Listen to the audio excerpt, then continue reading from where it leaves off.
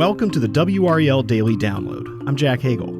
Parents of children with dyslexia often spend thousands of dollars on private education, even when their children attend public schools.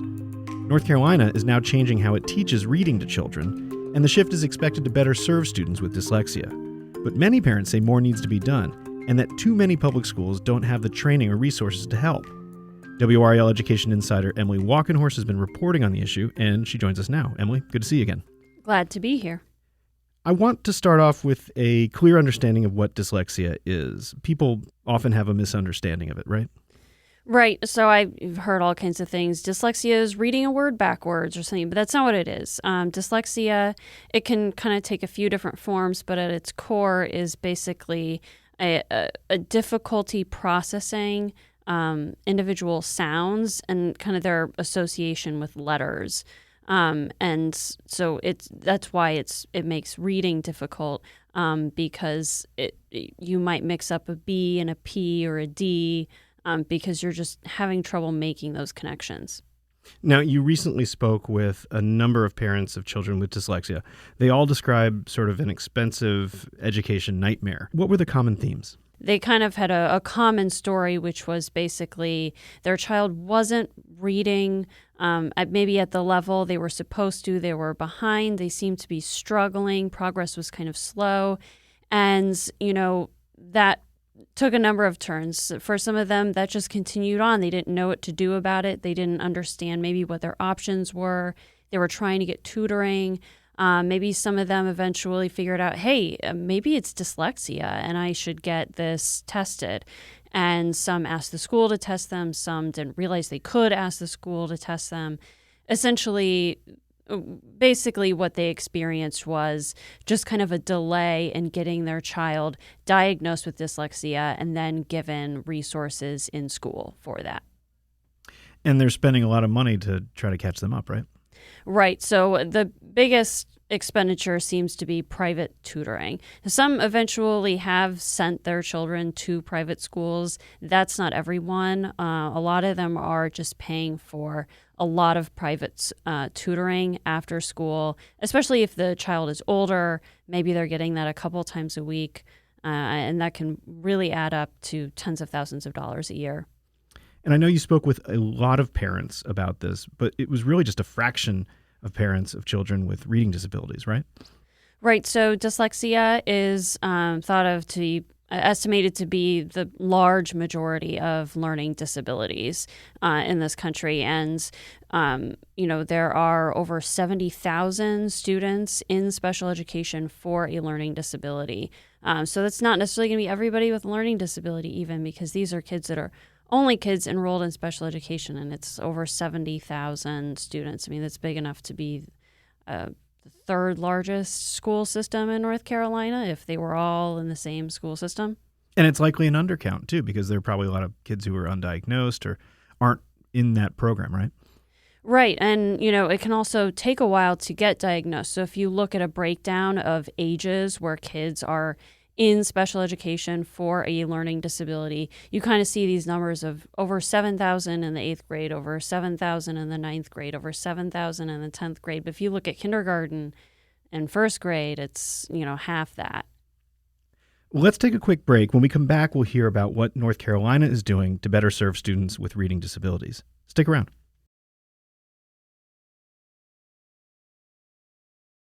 Welcome back to the WRAL Daily Download. We're talking with WRAL Education Insider Emily Walkenhorst about how North Carolina is serving students with dyslexia and other reading disabilities. Emily, reading delays don't just affect things like English and writing classes. It's obviously more than that. What does the data say? So basically, reading is a foundational skill. That's why it's so important. You've heard educators talk for years about kind of this third grade cutoff. You've heard politicians talk about it. The General Assembly is very, very interested in how well you can read by third grade. And one of those reasons is because that's when your schooling kind of moves on, where they're no longer teaching you how to read. They're expecting you to read. You have to read for a social studies assignment. You have to read for science. And And you need this foundational skill to be able to succeed in other things. And so in the state, they do a standardized test for science in 5th grade, 8th grade, and they do a biology exam. And students with learning disabilities, even though, that might just be a disability related to math or reading, they are performing much lower on their tests in science than their peers. Now, North Carolina is undergoing a big change in how it teaches reading. You report that it could help kids with dyslexia. How would it do that? So the state is approaching something that has become known as the science of reading. That's just kind of how people call it. It's basically this body of research that says, hey, this is how the brain learns to read. It has to be taught systematically, that some people will just kind of notice it, realize it, pick it up, and they'll be just fine without instruction. But the vast majority of people do need just this explicit instruction of this is a letter, this is the sound the letter makes, this is how you kind of combine letters, and it's just rigorous, repeated instruction over time in those things. So a lot of phonics, phonemic awareness, and then you kind of build on that with reading comprehension and fluency and learning vocabulary and things like that. And that's really a change, or rather a change in emphasis. It's not necessarily that those things weren't ever done before. It's just that they maybe weren't done for as big of a chunk of time. That maybe there was also a lot of time spent with independent reading, hoping that if you gave a child a book and they went to a corner of the classroom, they would figure out how to read it. Or there's also a lot of context clues guessing. Hey, if a child comes to a word they don't recognize, maybe they could look at a picture, or they could think about the rest of the sentence and see if they can guess what that word means. But when you're talking about really young kids who haven't mastered reading yet, that's not necessarily very effective. And how does that change specifically help students with dyslexia? So it gets to the kind of the fundamental problem that students with dyslexia have. Is just kind of that challenge with those individual letters and sounds, understanding how to combine letters to make longer sounds, noticing and understanding rhymes, things like that. Things that students with dyslexia struggle with are just really, really heavily emphasized in the science of reading. So the idea is that it'll, by itself, will help students with dyslexia not be quite as behind, or help them kind of pick it up sooner. You still probably need some interventions other than that, but that's a really good start to emphasize a lot of those things to avoid the student falling as far behind as many have. Now, I'm guessing this shift isn't going to happen overnight. What are the parents that you spoke with doing in the meantime to help their children? So a lot of them, private tutoring, that's just really the first thing that a lot of them went to. They saw a deficit. They weren't seeing the school make a huge difference with, maybe the school started pulling the child out and giving them something extra, but it just wasn't making the gains they were looking for.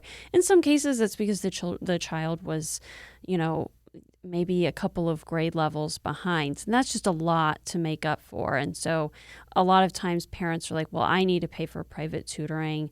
And some have even shifted to a different school. I talked with one mom. She's enrolling. She did this school year enroll her child in a school that is specifically meant to serve kids with dyslexia and ADHD. So, they're kind of saying we need this change right now. And they're finding where they can and making an investment where they can. Some of the parents you spoke with also said that the schools aren't well equipped to help diagnose and help children. Is there any teacher training going on that could sort of help these students more in the future? So there has been a shift in terms of thinking about how to recognize these disabilities. So, and that's something that's being implemented over, along with the science of reading in the recent years. And so you kind of have to, tell people to look for different things, tell educators to look for different things. So let's say a student takes an exam to measure reading fluency. Oftentimes if a child passed that exam, it was great. Check mark, move on, this kid's fine. But what you might see if you look closer into the result is that they were good at some skills, and at other skills they were actually very poor. And that could be a sign that the child is actually struggling with something greater. If you see an issue with maybe recognizing letters or sounds, maybe that there's a sign there that something is not quite right. Because over time, some of those kids can fall further and further behind if there are certain skills they're not mastering. So the Department of Public Instruction is telling educators, hey, we need to look at the specific skills and not just the overall scores so we can try to catch some of these kids sooner. And there's also a lot of training that's happening for all K-5 teachers, some pre-K teachers and administrators that is really focused on, teaching this science of reading. And the department also plans to eventually expand that to middle school teachers. But basically there's a lot of training going on. How and when will we know if any of this is actually working? So the Department of Public Instruction, Superintendent Catherine Truitt, have always said this is a lengthy rollout. Basically, they had all this training come online. They could only offer it to so many teachers at a time, so they started certain school districts in an early cohort. Then more came on, and then more, will finish in the next year or so. And so that's just when all this training finishes.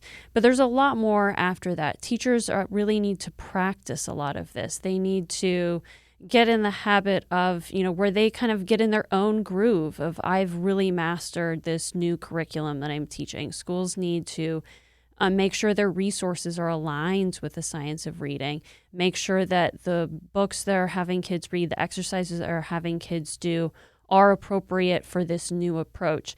And buying new books for a classroom is not the easiest thing in the world. There's a shrinking budget for a lot of school materials, but maybe there are ways that schools can rethink some of the resources they have. So the idea is this was never going to change as soon as teachers got this training. You could see some improvement at the beginning, and we have actually seen a little bit of improvement in assessments for kindergarten through third grade students. But when there's this thinking that the biggest payoff, when we know, is actually probably going to be a few years from now, when everybody kind of gets into this groove, has all these resources, and everything is really aligned with this new approach. Well, as always, we know that you'll be keeping a very close eye on it. Thanks, Emily. Of course.